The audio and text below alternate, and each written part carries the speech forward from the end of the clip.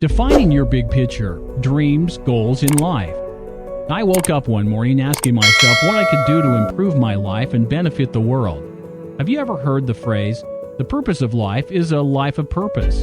It's both interesting and essential to understand that nothing in life can start until you get started. So, what are we waiting for? Let's get started.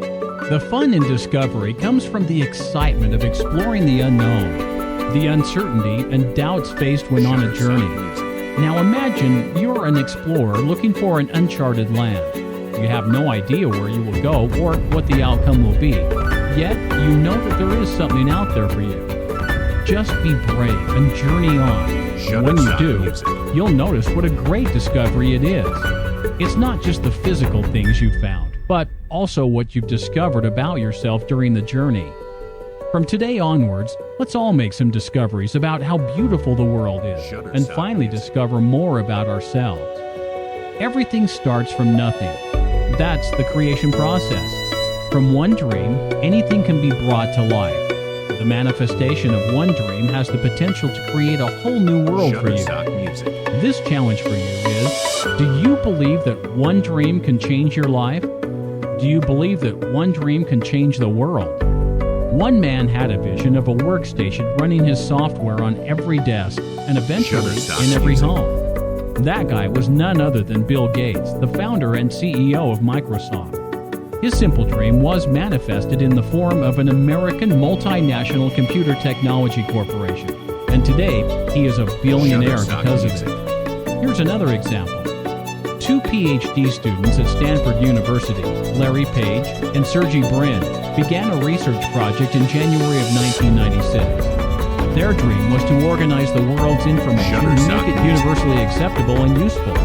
Together, they produced the world's first and best search engine on the internet. Today, Google's net worth is estimated to be at $350 billion. Again, a simple dream not only changed the lives of two students, but revolutionized the internet's usage around the world. So what is your dream? Your mind is free to create anything you want to, as long as it resonates with your heart. How many of us have actually been giving thought to this and creating new ideas to make them come alive?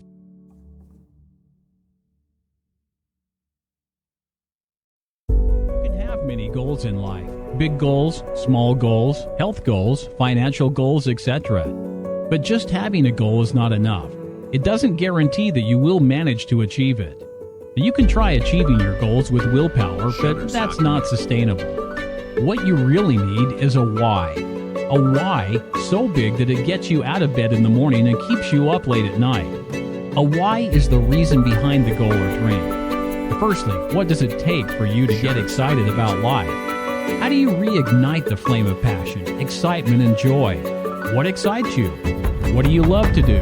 What do you find joy in doing? Take about an hour off from the hustle and bustle of life. Sit at your favorite, most comfortable spot with your journal in front of you and play some light music in the background.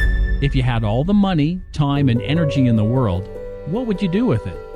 Pen down your thoughts and let them flow. Keep dreaming and writing everything that comes to mind. Think bigger and bigger without placing any boundaries in yourself. There are no limitations. Feel the joy in the moment and smile. Find the excitement of seeing yourself being, doing, and having anything you want. Once you have a bunch of ideas written down, start looking for repeating themes and begin crafting the big dream of your life that you want to achieve. Something powerful that would inspire you whenever you think about it. Once you have your big why, you can start setting smaller goals to help you reach it.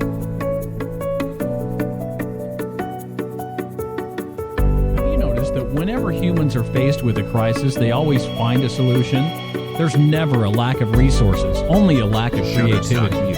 Today, we're going to talk about your mind and the creative process. The very first thing you can do to help yourself is to ask. It's that simple. In the Old Testament of the Christian Bible, the words of Jesus perfectly capture the essence of this idea. Ask, and it will be given to you. Seek, and you will find. Knock, and the door will be open to you. For everyone who asks, receives, and he who seeks, finds, and to him who knocks, it will be opened. So here's how we can start. Think about a few problems that you are currently facing and empowering questions about them. Instead of asking, "Why is it happening to me?" or "What did I do to deserve this?" you should instead ask, "How can I solve this? How can I make it better?" When you ask an empowering question, you tap into your creativity and start looking for a solution.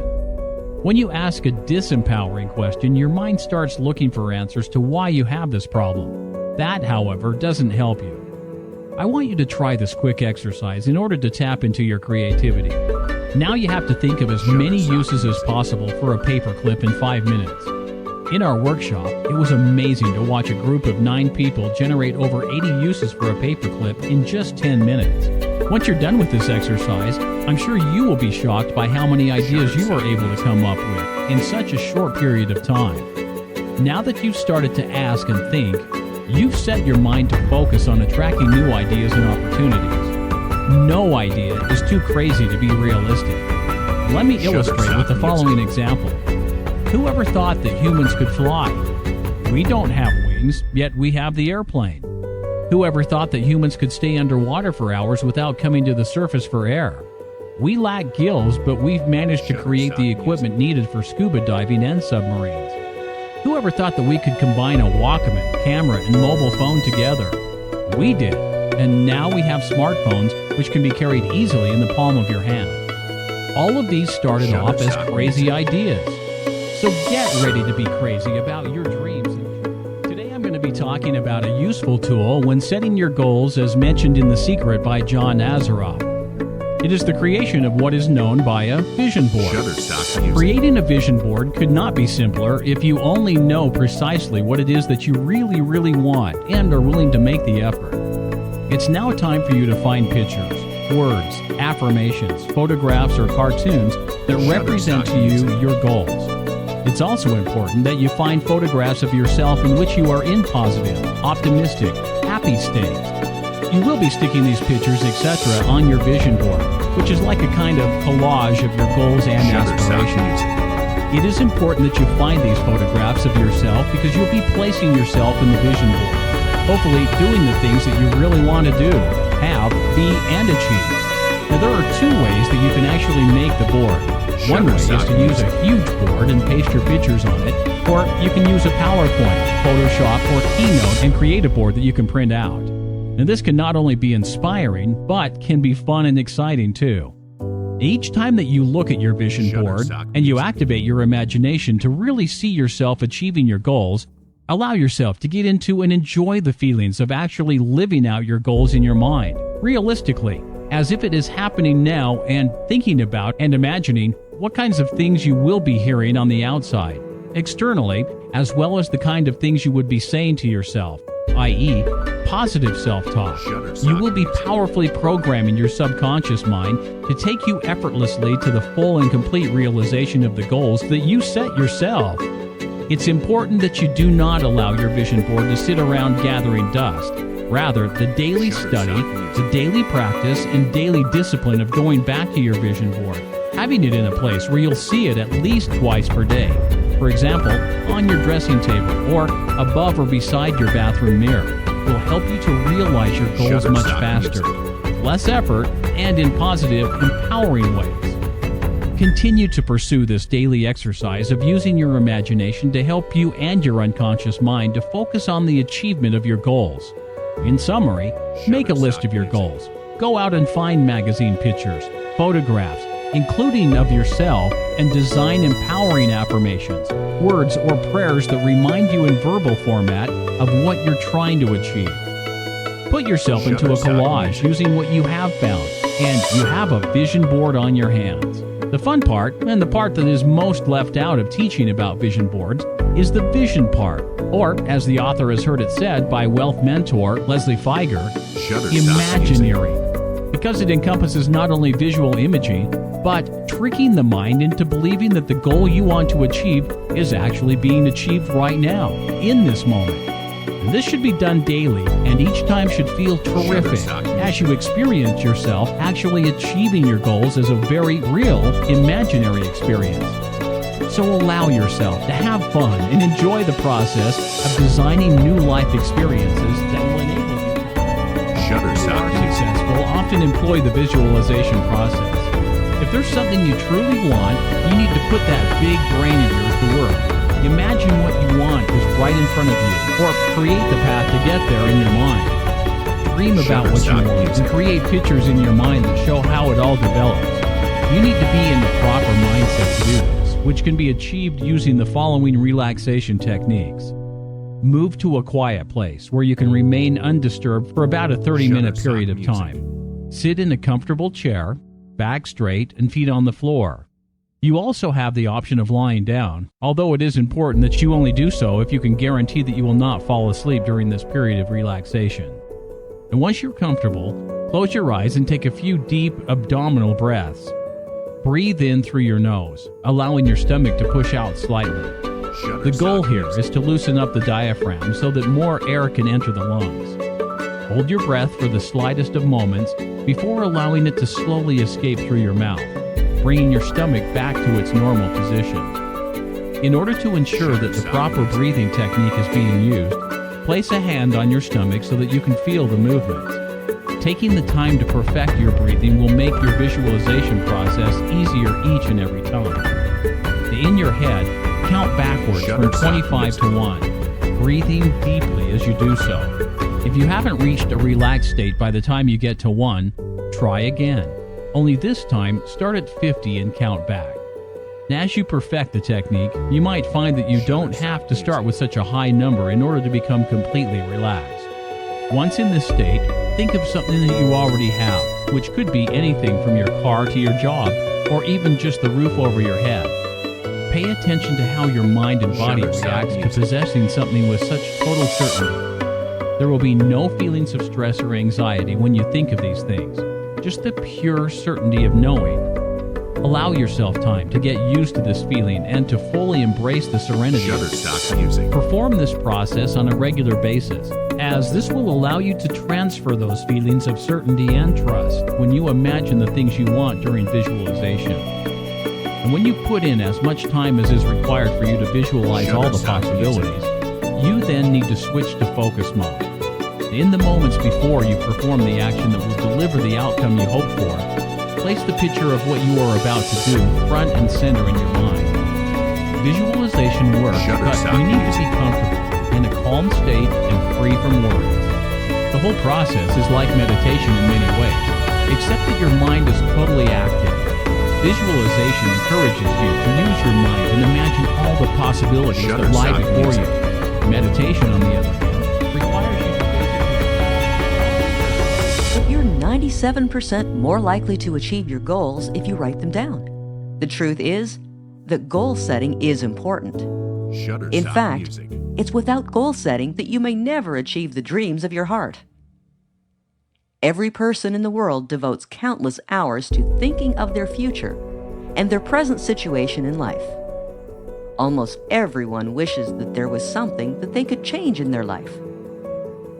Whether you dream of a new car, a boat, or even to be a movie star, goal setting is the important catalyst to your success. So let's get started, because in this audio, you will learn the fundamentals of goal setting, which begins with how to choose the right goals to focus on.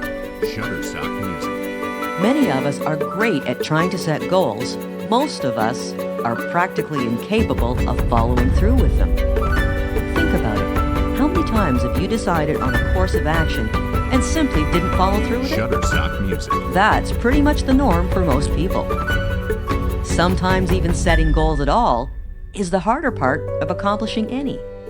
The easiest way of looking at this is to think of each and every New Year. What's the biggest topic of conversation every year on New Year's Eve? It's actually the resolutions. But most of us will only keep our resolutions for a short time. With each passing day and week, fewer and fewer of us stick to our plans, our goals. Sometimes setting goals alone is not the only problem that you must face. Sometimes choosing the right goals to begin with is harder. Basically, you can choose to work any goal that you feel is necessary for your health, stability, and happiness. Goal setting is nothing more than a formal process for personal planning. By setting goals on a routine basis, you decide what you want to achieve, and then move in a step-by-step manner towards the achievement of these goals. The process of setting goals and targets allows you to choose where you want to go in life. By knowing exactly what you want to achieve, you know what you have to concentrate on to do it. Goal setting is a standard technique used by professional athletes, successful business people, and high achievers in all fields. It gives you a long-term vision and provides you with short-term motivation. It helps to focus your attention and knowledge, which helps you to organize your resources. By setting sharp and clearly defined goals, you can measure and take pride in the achievement of these goals. You can see forward progress in what might previously have seemed a long, pointless effort. By setting goals, you will also raise your self-confidence as you recognize your ability to meet the goals you have set. The process of achieving goals and seeing this achievement gives you confidence that you will be able to achieve higher and more difficult goals later on. Goals are set on a number of different levels. In the first place, you decide what you want to do with your life and what large-scale goals you want to achieve. Second, you break these down into smaller aims that you must hit so you can reach your overall lifetime goals. Finally, once you have your plan, you start working towards achieving. Here are 4 strategies to assist you to start changing the way you live your life one day and one goal at a time. In summary, they are: state your goal in very specific terms that you can accept. Plan backwards from your goal for the best results.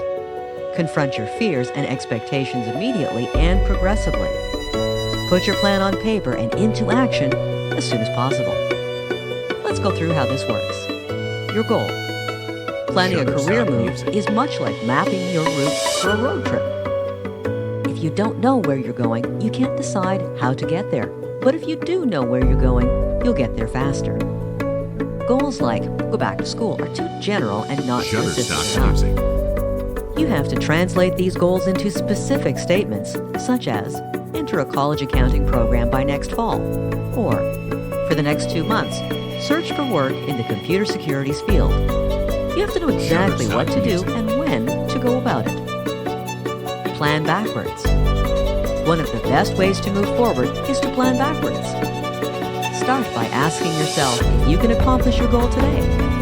If you can't, why do you think that is? What do you have to do first? Is there something you have to do before that?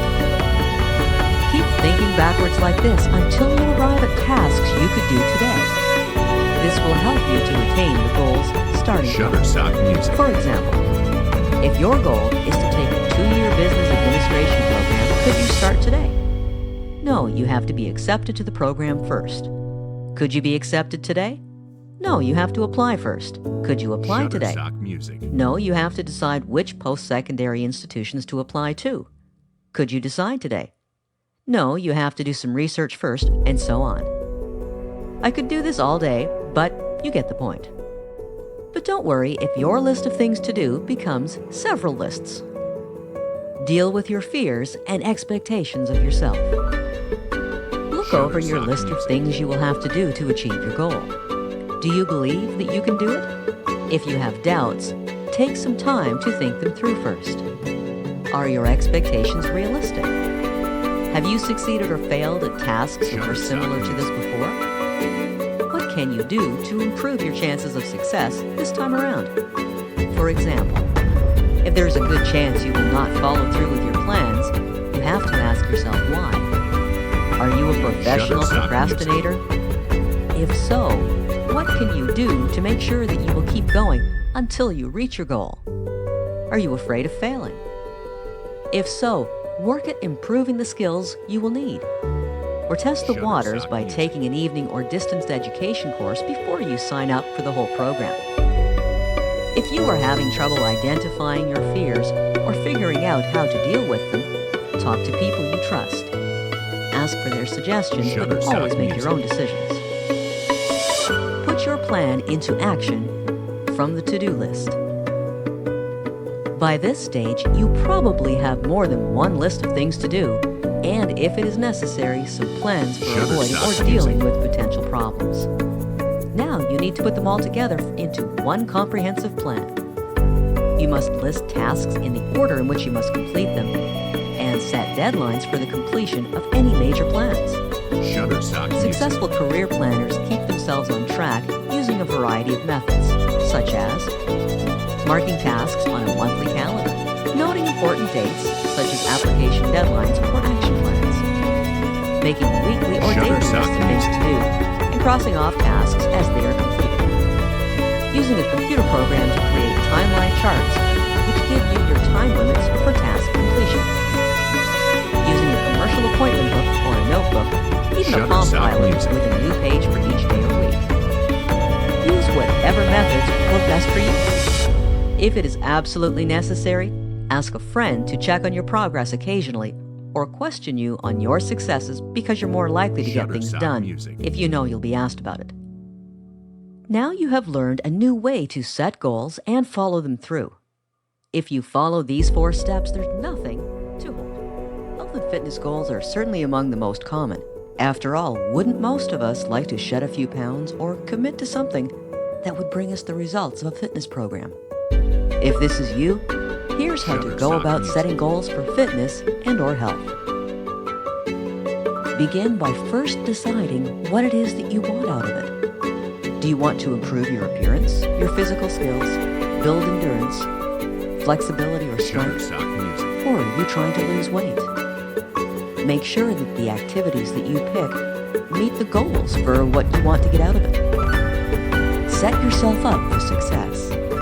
It's important not to destabilize your efforts with goals that are too long-term or impossible to attain. For example, I want to lose all my extra weight before summer is too unrealistic, particularly if you have a great deal of weight to lose and summer is just around the corner. Too often, goals are an end result of whatever program we choose and not a part of it. You have to make goals an active part of your life by creating goals that lead to the next goal. It's just like the backwards technique you may have already heard of. For instance, setting a goal to lose 10 pounds puts the goal at the end without putting too much pressure on you right away. You can add to this goal once it is achieved, and so on. Setting a goal to join an exercise class and attend it 3 times a week makes the weight loss goal a part of the program. You will have set a goal that is achievably almost immediately. This gives you a sense of accomplishment, which is an incentive to setting and achieving the next goal. Record your progress. Write your goals down so that you have something to look forward to as well as to look back on. To begin, map out no more than 8 weeks of activities towards your first fitness goal. Working within your lifestyle, decide on a regular program. It's not necessary to work out every day, especially when beginning a new program as your body is not used to the stress. Our bodies become tired if expected to do hard work 7 days a week. Exercising every other day is a safe and realistic goal. Keep track of how much time you want to spend doing an activity, followed by how much time you will actually spend on it. Not everyone is looking at fitness and health to lose weight. Perhaps you are just looking to better your health. We tend to focus most on the area of our health in our lives when our health is already failing or is less than stellar. Unfortunately, it may sometimes take a life-threatening event, illness, or some type of physical rehabilitation to give us a wake-up call, to make tough changes in our current health habits.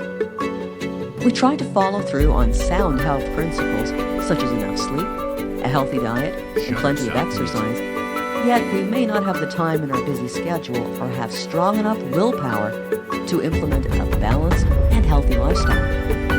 With the pressures of the fast-paced world in which we live, stress can set in and take its toll. Many of us spend a lot of time away from home. What that means is that we are eating on the road as well, which doesn't always offer us the best or healthiest choices. Perhaps we are lucky to get 6, maybe 7 hours of sleep per night, while we now work at least 6 days per week. The old saying, "At least I have my health," is finally starting to mean something to a great deal of people. You might be wondering, what can you do to improve your health? Shutterstock music. Prioritize what is most important to you in your own individual lifestyle. The fact is, it doesn't matter what your fitness or health goals are. But be honest with yourself at all times when it comes to your personal goals. And as often said, you should also consult a doctor before making any changes to your diet or exercise regimen to ensure that you will not harm yourself. That's all there is to it, and continue success. Shutterstock music. Achieving goals. Effective goal setting begins and ends with time management. You need to balance your time in the best way possible in order to achieve your goals. Most of us fail to achieve goals because we lack the time. That is why this audio needed to be included in this e-course. We're all pretty busy, aren't we? Whether we're a child, a teenager, young or old, it seems that time becomes more precious with each passing year. But it seems that instant coffee, drive-through fast food, and microwave ovens haven't solved any of that.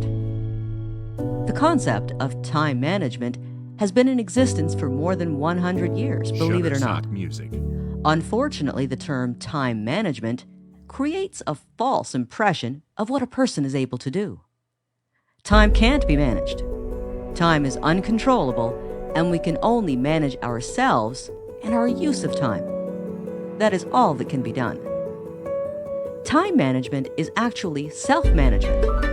For effective time management, we need the ability to plan, delegate, organize, direct, and control every aspect of our lives just to find 30 minutes a day that is devoted to something productive that is just for us. There are common time wasters which need to be identified. In order for a time management process to work, it is important to know what aspects of our personal management need to be improved. Otherwise, what is the point of trying? Music. Here is a list of some of the most frequent reasons for reducing effectiveness in and around our lives. You might want to make note of the ones which are causing to be the major obstacles in your own time management. These are referred to as your time stealers. Identifying your time stealers. Interruptions, for example, the telephone or television. These are also distractions. Interruptions, for example, guests or children. Shutterstock music. Meetings. Tasks you should have someone else do for you. Procrastination and indecision. Acting without total information. Dealing with other people's issues or problems. Some sort of personal crisis, for example, a family member is sick or injured. Unclear communication. Inadequate knowledge. Unclear objectives and priorities. Lack of planning. Stress, anxiety, and fatigue. The inability to say no to anybody with a request. Personal disorganization. There are quite a few, aren't there? Fortunately, there are strategies you can use to manage your time in a better way and be more in control and reduce stress, that you can analyze your time and see how you may be both the cause and the solution to your time challenges. In the next audio, you'll find out how to deal with time stealers and combat them. Success can be defined by all sorts of things. You can define success by money, happiness, your home, your family, your vehicles, or your status in your career. The truth is, success is defined by you. What you have to do to become successful is also up to you. Because you decide what is success to you, you have to decide when and if you will get there. To start out, you want to define success. At what point will you be successful? How much money will you make? How many children will you have? Will you even be married? How many promotions from success are you? What will you drive? You see, it's all up to you. You should put a lot of thought into what you consider success. Our world is a very materialistic world, and being so, most of us get sucked into thinking that we will only be successful when others tell us we are. This is a very important thought that you should extinguish. No one other than you should be able to tell you when you have succeeded. Only when you have taken the time to really think about what success means to you, will you be able to truly find the happiness that comes with being successful. After you decide what success means to you, you have to decide what actions will take you there. Each little step of the way that you get to is another small success you should celebrate. No matter how far from or how close to your final goal you are, you have to celebrate each benchmark you achieve. When you do this, your brain subconsciously connects all the work you did to the pleasure of the success. After a couple of celebrations that are only about your success, you will grow to enjoy work more, because in the end, you know you will be successful from it. Here are a few guidelines you might want to consider when defining your success. One could be, to be truly successful means you have to do it ethically. Ill-gotten success will only leave a part of you empty, begging for more. There's no question about it. To most of us, this is not true success. Another guideline you might consider, your success must not be achieved at the expense of others. People will help you along the way, but success is more about reaching out than it is about moving up. Help enough people get the things you want, and you will make it to the top, and have a bunch of close and successful friends there with you. Achievement that moves other people ahead is even more success for you in the end. You also will want to make an honest assessment of where you are before you start defining success for yourself. Figure out where you want to be, then complete the steps needed to get there. This oversimplification has a lot of power. It is not a simple task when the gap between the 2 points is wide. You should take action towards your goal every day. You will have what appears to be failures along the way, but keep taking action. Learn from those you have done what you want to do. The old adage tells us we should learn from our mistakes. But if we want to be on the fast track to success, then learn from other people's mistakes too. This way, you learn from others and don't make mistakes that take more time to meet your goal. It's very important while on the road to success to have benchmarks as well. Benchmarks are smaller goals. Let's use an example. Say you want to make $1,000 a week and you're currently at $100 a week. You should give yourself a set amount of time. 90 days is a great time frame for goals. The reason why is it's close enough to feel like you can't procrastinate, but far enough away to be able to achieve the goal. Anyhow, this is your goal, $1,000 a week in 90 days. Give or take, it's about 12 weeks. A benchmark for this would be a smaller goal that you could be happy with if you don't meet the main goal of $1,000 a week. For example, you want to use something that is 75 to 80% of the main goal. This would be $750 to $800 per week. This should really help you get started on the road to success. With all of these tips and guidelines, take your time to really figure your definition and then go for it. It just happens to people. A lot of times, those who aren't successful begrudge those who have achieved a certain level of success. To reach full achievement, you'll have to get over any feelings that success and achievement are just handed to people because of who they are or luck. Such misconceptions about success that you may have, these ideas could be all that are holding you back, separating you from the success you want and deserve. In fact, it is probably better to use the word achievement in place of success because it promotes the idea of taking action and doing something. Notice the root of the word is achievement. Now, success doesn't really ever happen by accident to people, even though it can appear so. The idea of overnight success, or even the person who just so happened to pick an amazing stock in the stock market, are really nothing more than myths. Usually, it is the seasoned investor who has learned a lot and understands, even at a subconscious level, how to choose a winning stock that gets wealthy with stocks, not the guy who picks one at random.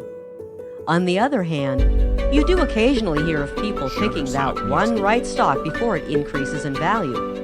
But it's so rare that when it does happen, it is newsworthy. Still, any such immediate success rarely lasts. True and lasting success has to be earned. It must be achieved for it to last and have all of the positive benefits it brings.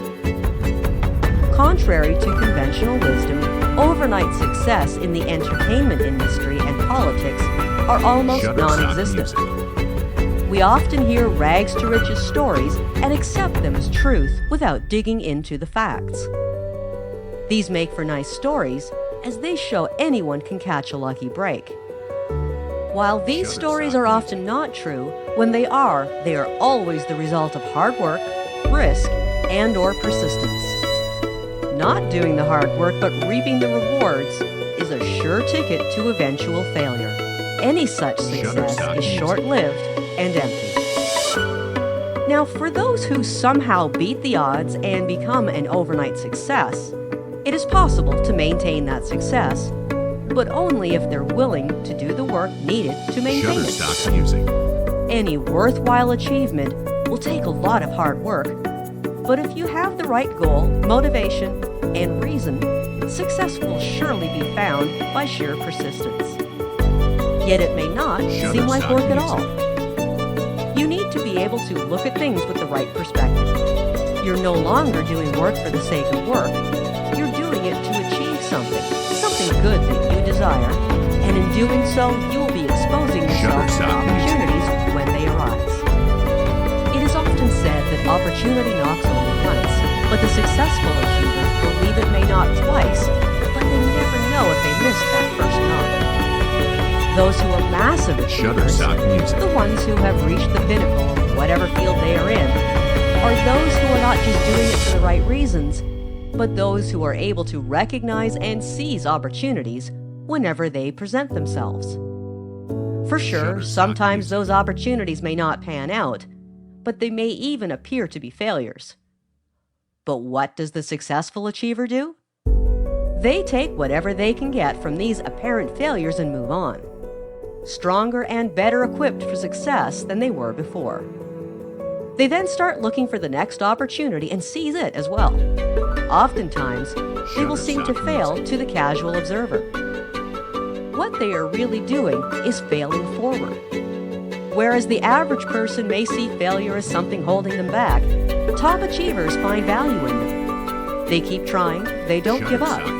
After all, they know what they want, and they'll get it, and something as common as a failure isn't going to hold them back. It is these things that make people appear to be overnight successes. But those who are quick to label people as such are the same ones who don't want to do the hard but rewarding work that it takes to achieve truth, getting what we want, but also getting ahead. It's difficult to advance our lot in life if we lack character. Character is the result of habits, but those with poor self-esteem may believe habits are the result of character.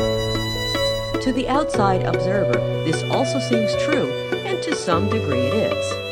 After all, who would think a person that succumbs to destructive or poor habits could also have a strong character? To be clear, our habits do not always reflect our character, and here's why. The difference is in our personal perception of what our habits are. A person with a weak character will not recognize that their habits are bad, while a person of stronger character will recognize they are partaking in bad habits, but simply don't know how to change them yet. There are three things that contribute to our character and habits. Let's look at them and how they play a role. Heredity.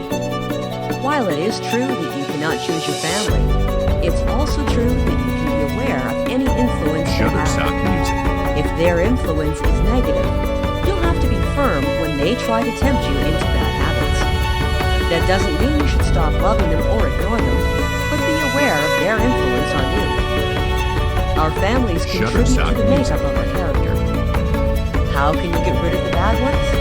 It will take some effort, as you can't change your genetics. In a moment, we will look at other areas that are more in your control. For now, choose to focus more on your family's positive influences and downplay the negative ones. This way, you'll be thankful for the good traits you have inherited and be able to put them to work for you. Environment. When it comes to character, your environment can play a huge role. Environment doesn't just refer to your physical surroundings, but also your social. Physical surroundings have an influence on our habits and character, but not as big as you may think. Many great people have lived in terrible surroundings. War, poverty, and suppression were not able to stop some of the world's best people. They prove that your surroundings can actually build character by making you stronger.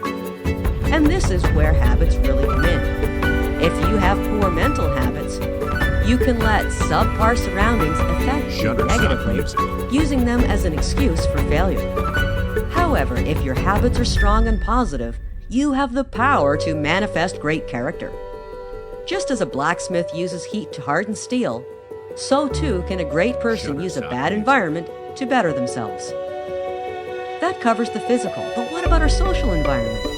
This is probably the biggest area of influence in our lives. Let's face it, we choose to hang around with these people. Take a step back and look objectively at who you think your friends are. Do they have the same moral compass as you? Do they encourage you to do things you know you really shouldn't? Do they ridicule you when you try to do better? Perhaps your friends are a good influence, perhaps not. Just look at your closest friends and you will get a good idea of the person you are now or will soon be. If that doesn't fit in with your vision of achievement, then you will want to broaden your circle of friends to include the right kind of people. Education. In this sense, education refers to the things we learn. Obviously, this means not limited to the things we learn in school. We also learn a lot from experience and circumstance. In a way, it's education that really molds our habits and character. And that's good news too, because you can also educate yourself to develop better habits and character. Reading is an excellent way to do this. Fill your mind with good things and put what you learn into action. However, you can also re-educate yourself by being open to new experiences. Ask yourself what you need to do to change a bad habit, or what you could do to build character. Often the answers lie within us if we are able to be honest with ourselves. When it comes to achievement, a strong and good character is vital. Habits, good or bad, are a reflection of character. Finding the areas of influence in your life will help you develop the character you need to move ahead. The first concept you must grasp in order to achieve great things is that you cannot do it alone. You must be willing to ask for help from friends, family, and associates. However, when it comes to family, do not be surprised if they are slow to accept your goals and aspirations. There have been arguments made for not disclosing personal goals with family, either because they may try to steal your dream, or they will tell you it just won't work. Whether you decide to include your family or not entirely depends on your personality and the level of comfort you have with your family. Remember, while you may love your family dearly, they are not your business partners in most cases. If you are the type of person who is easily defeated by the opinions of others, then you will want to avoid sharing your goals lightly. When considering the type of business person you are, you may fall into one of two groups. 1. Those who are motivated to prove people wrong. On the surface, this sounds negative, but it isn't. Trying to show people what you are made of may work for you. If you are the type of person that excels in the face of adversity, then you will get great pleasure out of proving your critics wrong. 2. Those who are motivated by sticking to their word. In fact, telling people your plans can be an excellent way to motivate yourself. You don't want to appear as though you cannot follow through. Some people don't succeed because they keep their dreams to themselves. This way, if they fail, nobody knows. Conversely, not everyone will face such a negative response. If you know the people around you will support you, then don't delay. Let them know as soon as you can. That covers the personal aspect of achievement. But there are other areas as well. It is important to get support and to develop a team of people that will support each other in achieving their goals. This has been documented as being a mastermind group, but what they are called doesn't really matter. It's how you utilize the group that matters. After you have solidified your goals, you will want to select people to help you along the way, but not to be selfish.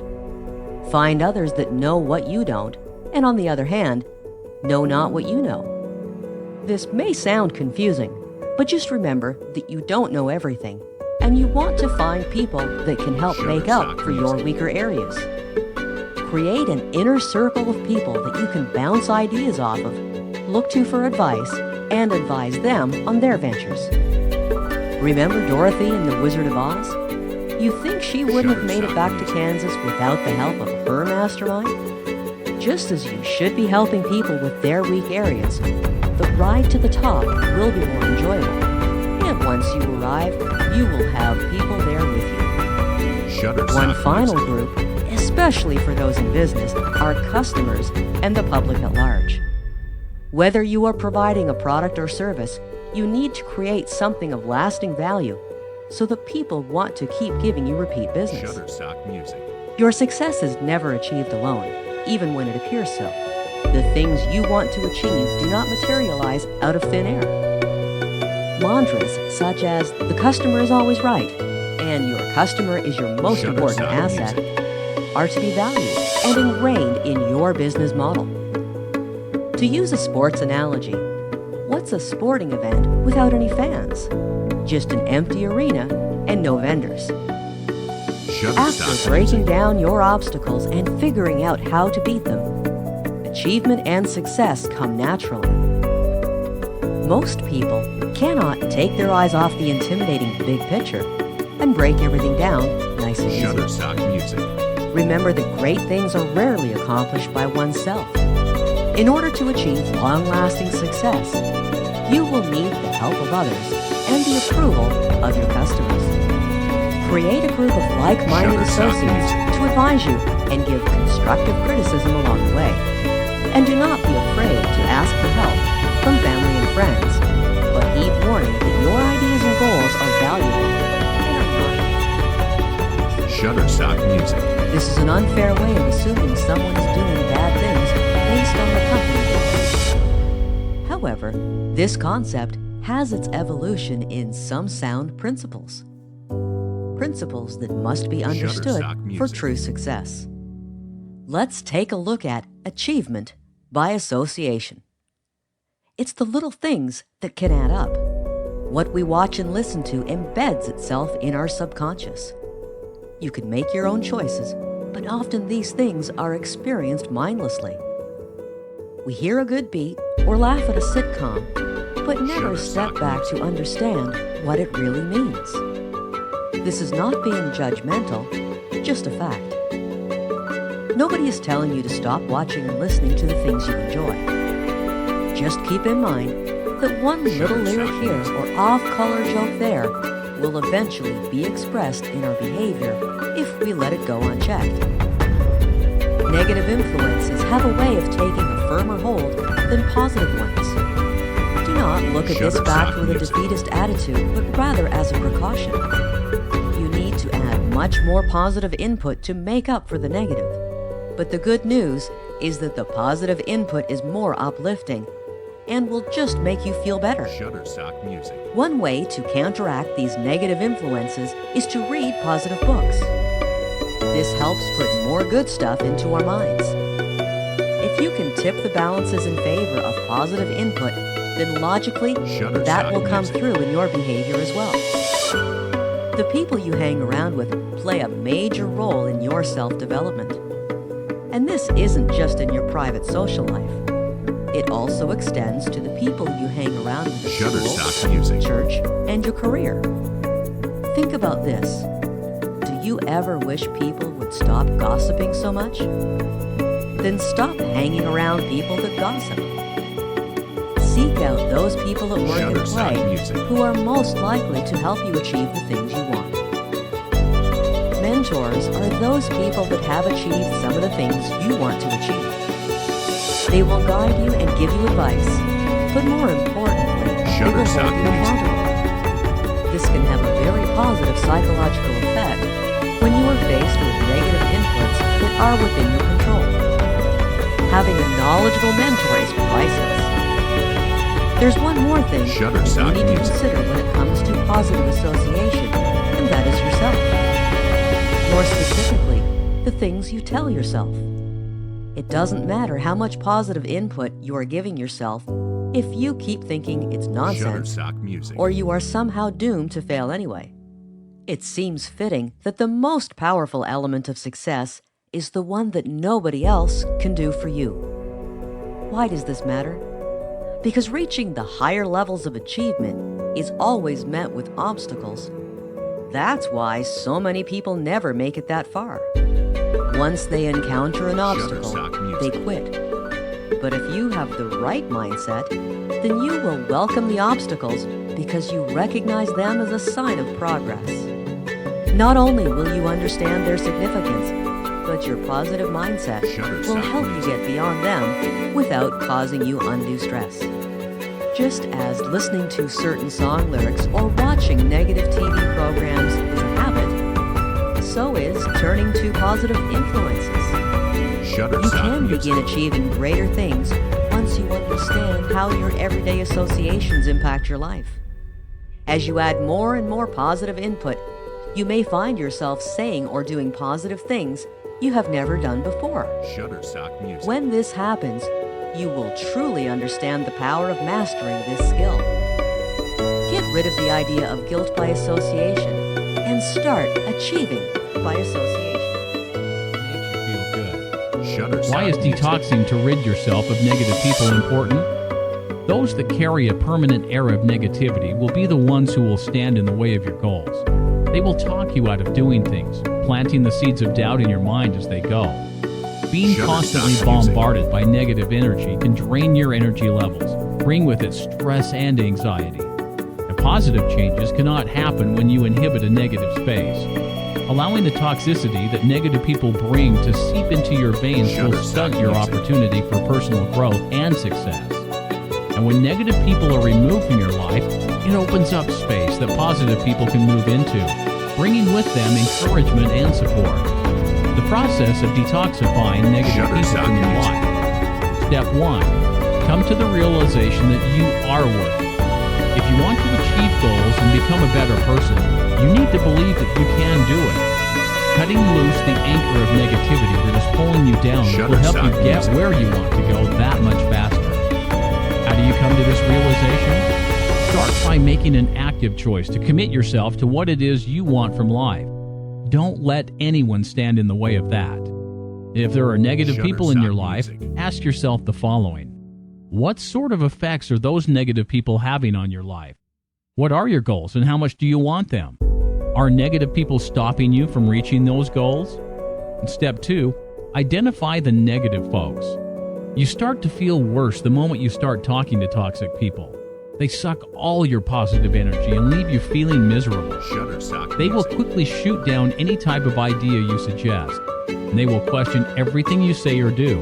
Try to convince you that making a change will be the worst possible idea you've ever had. It's not always easy to spot when you are doing this, as they will sometimes make it sound as though what they are saying is positive.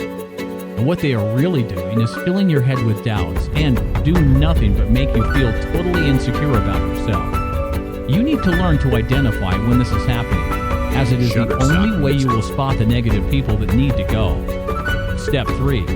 Get them out of your life. This can be done in any way that you think will be effective. Ignore their calls and steer clear of them. It's okay to be apologetic for your actions, but you do not need to defend what you're doing. Do not resort to rudeness or hate, but rather let them go with love. You may even allow them back into your life if they're able to get rid of their negativity and adopt a new attitude in the future. Step 4. Don't give in to guilt. Remind yourself that you are worth it, and don't give your actions a second thought once they're done. It may feel as though you are abandoning these people, but that is simply not the case. You're merely letting them go so that they can find their own way, and you can find yours. You might even have tried to help them in the past with kind words and encouragement, but all to no avail. And there comes a time when you have to cut your losses and move on. It's up to you to do what's best for yourself, not others. It is human nature to grow and change throughout your life. with many people falling out of your life as those changes hit. Step 5. Prepare to be positive. Replace the toxic people with those who are positive and willing to be supportive of your goals. These people will offer words of encouragement in everything that you do, even if some of those things are a little scary or risky. Positive people are up for and willing to try anything. And they are Shutterstock music. Decided to deal with procrastination by listening to this audio. Of course, if you have procrastinated, you won't be listening here right now. Yes, it is true that procrastination is not easy to deal with. I understand that it is also very tempting to listen to the first audio in this series and then listen to the others later. Unfortunately, later always turns into the present. And as we feel the pinch of the present, we try to come up with another later to make ourselves feel better that we will get things done eventually. This disruptive cycle continues until we run into serious problems involving broken relationships, lost income opportunities, or even death through sickness. It is indeed very scary to think about the destructive aspects of what the effects of procrastination can have on oneself. Shutterstock music. The interesting thing about procrastination is that procrastinators aren't born. They are in fact made. What's the difference between a successful person and a procrastinator? The successful person has learned to deal with procrastination. So in essence, every single one of us are procrastinators. So, why do we procrastinate? Really, it comes down to one very simple reason. We don't want to do it. The solution lies in convincing your mind that it is pleasurable to do those things we are avoiding. The only difference between a highly successful person and a heavy procrastinator is that the first one knows how to deal with procrastination more effectively. That's it. Overcoming procrastination is something absolutely anyone can learn. In the next audio in this series, we'll get started. We will identify the 3 major types of procrastinators and how to begin to start.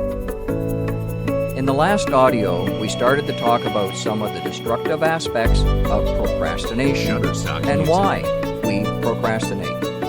Today, we will identify the 3 major types of procrastinators.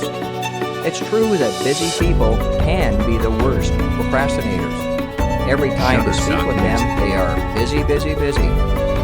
Always in a hurry, they are constantly rushing around. In some cases, the reason is that subconsciously it makes them feel superior to be doing many things. But in reality, they are simply poor managers of their time. They are inefficient at time management and often highly disorganized. If this is you, then it's very important to take an inventory of what you're doing and to improve your organization and time management skills. However, time management is not the cure.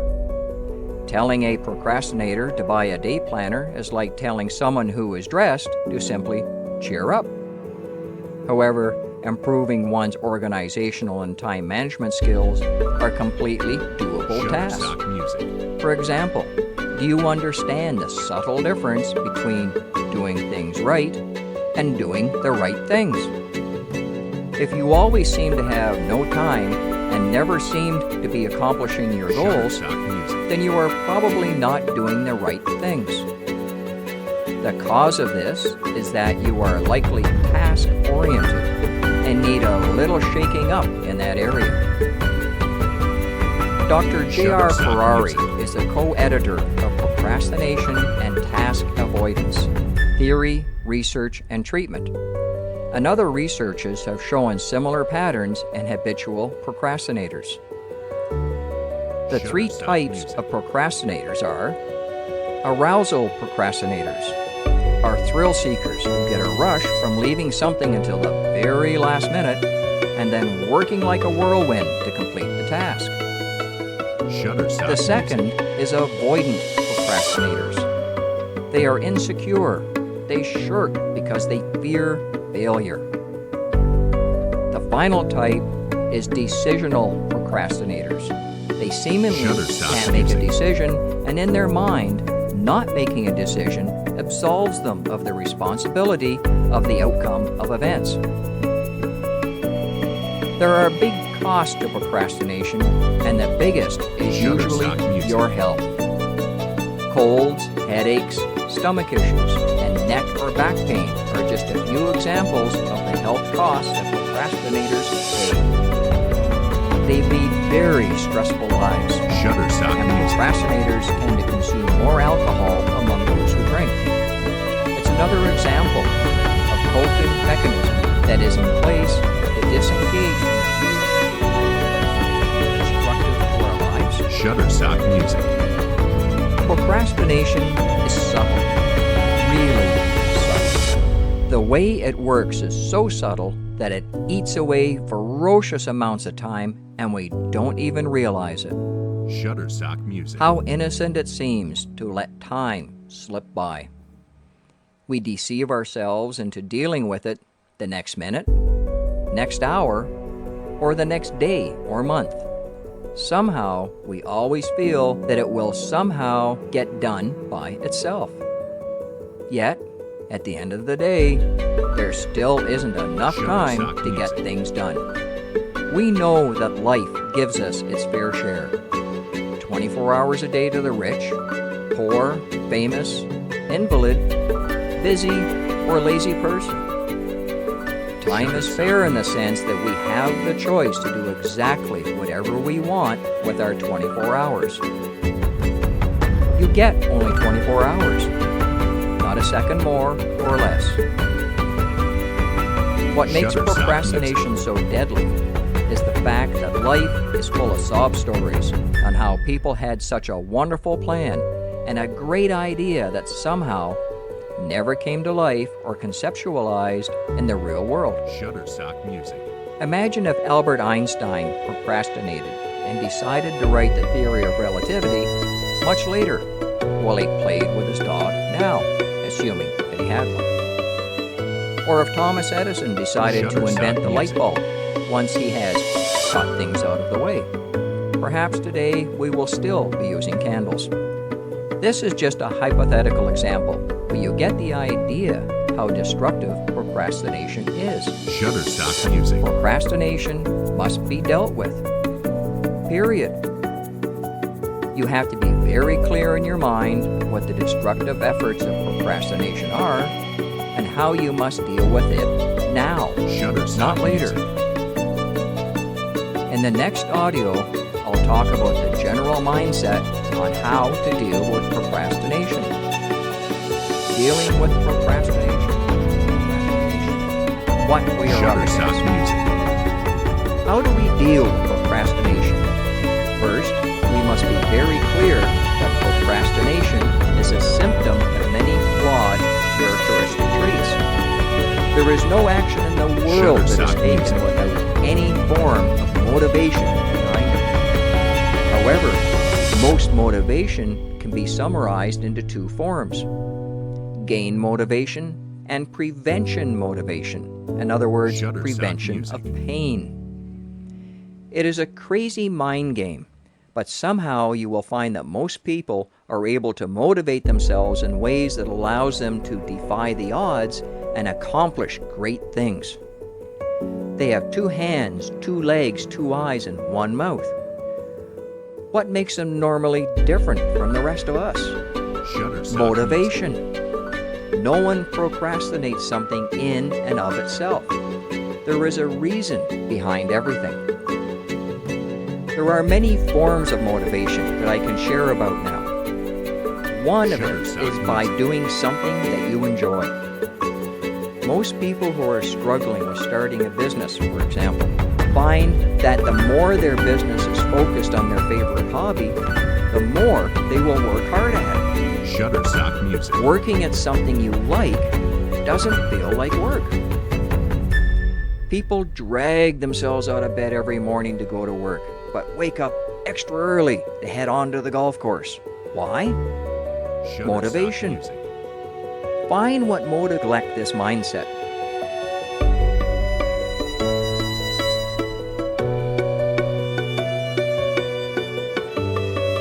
Management strategies. Shutterstock Music. In the second audio in this e-course, procrastinators that are busy people. In fact, busy people can be the worst procrastinators. Every time to speak with them, they are busy, always in a hurry. They are constantly rushing around. In some cases, the reason is that subconsciously it makes them feel superior to be doing so many things. But in reality, they are simply poor managers of their time. They are inefficient at time management and often highly disorganized. You can sit down and analyze, read a dozen books about self-motivation, and even talk to others about it, but it all counts for nothing if you don't take practical measures. As a matter of fact, you have made tremendous progress fighting procrastination by listening to this audio series so far. If you have completed the course in 5 days, congratulations! If you are listening to this after 5 days, shame on you. Shutterstock Music. We have covered a lot on procrastination, but I have a suggestion on how to apply these things into real life. One of the most practical applications you can do is to write down a to-do list. A list of things to do each day and week is a valuable aid to managing your time and eliminating inefficiency. What it does is that it helps you organize your thinking and planning into a sheet of paper. When you write things down on a list, your mind becomes focused, like the example of the archer above. Your subconscious mind starts formulating strategies and creating solutions on how to solve your problem because it is narrowed down to something small and easy to read. I have already said everything that I can say for now. It is all up to you to make that decision, and that decision is to overcome procrastination once and for all. Take action now and don't procrastinate. It's time to take your life back. Most of us do not realize how powerful our subconscious is. This part of our mind has a huge influence on our actions and inactions. Many of us attribute our failures and lack of success to bad luck. We go on with our lives not fully aware that we have got anything to do with the events of our lives through subconscious sabotage. The truth is, we are the ones that create the circumstances that make us fail. What can we do to triumph over self-sabotage? The first step is to become fully aware of our fears and emotions. Once we are aware of the causes that lead to unproductive actions, we can then proceed to prevent these things from happening again. What happens when we inflict self-sabotage? Let's look at the repeated lack of success of so many people who say they want to lose weight. Most fail to get the outcome they aim for. What we need to ask is, do these people really want to lose weight? Even if they say so, they may actually feel secure with what they have. They may have doubts about what will happen when they lose weight and are actually frightened about it. Inwardly, they might feel as if losing weight will expose them. So even if they say they're doing everything to lose weight, they do not control their diet, neglect to exercise, and keep making excuses. Here's another example. A huge number of individuals fail to show up for interviews, including those that are offered highly desirable positions. They may have valid reasons, but their subconsciouses might have created these situations. Perhaps a stay-at-home mom decides she needs to return to the workforce to earn money for her family. What she really wants is to stay home with her children, but she feels obligated to get a job outside the home. So, instead of applying for the perfect position, she applies for jobs that she knows she's not qualified for, or jobs that require hours incompatible with her family schedule, so she has to turn down the job if it's offered. Subconsciously, that's her way of ensuring she won't have to leave the home, and at least she can say she tried to get a job. These people might have the subconscious belief that they do not deserve the outcome, mainly because they're concerned about how others will perceive when the new status quo is achieved. What they do is to unwillingly act such that they end up failing. Self-sabotage is unconsciously done, and even the saboteur does not know that he is just fooling himself. The doubt and uncertainty in their mind makes them do certain things that would ensure failure instead of success. And outwardly, they claim that they have done their best, but luck is not on their side. Does this describe your own behaviors in the past? Have you been your own saboteur? And how many times did this happen? If you're not achieving your goals, even if you are doing everything you think you are capable of, then think on it. The good news is that we can overcome this self-destructive behavior. The first and most crucial step is to learn to recognize that it is happening. And we can do this by developing the skill to be consciously aware of our emotions, thoughts, and actions.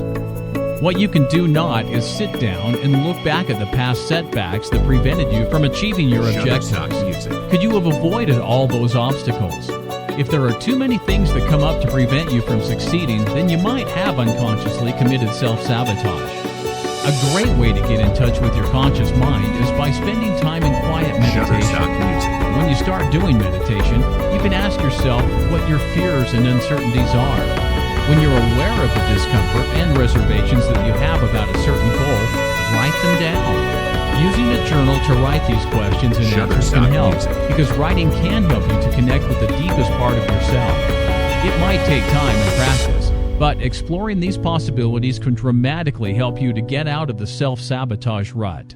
Now, when we finally understand that we are in control of our own success, we'll be set free from all limitations. Once you achieve clarity, then you can focus your energy on more productive activities and finally end the cycle of self-destruction.